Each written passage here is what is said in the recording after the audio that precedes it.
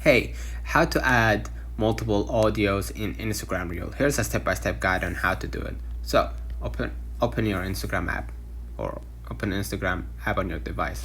Click the plus button at the middle, right? Let's have example, I want to add, let's have example, this reel, right? So sorry for that. I'm gonna move along, right?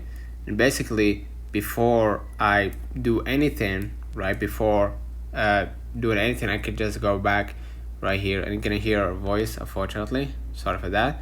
And then basically go ahead and click the music at the top right. Okay, and from here you're gonna be able to add multiple audios, right? And you can add, let's say for example, the music right here. Let's say for example, I'm gonna add this music. It will only give me the option to only add one music, right? But if you want to add more than one, what you're gonna do, you're gonna just go back to your screen, cancel, star, and I'm gonna show you alternative, right? You can go ahead to your CapCut, right? And then from here, just right here, click the new project. And then basically what you're gonna do next, you're gonna just go ahead and add the new project or add the same video that you added before, right?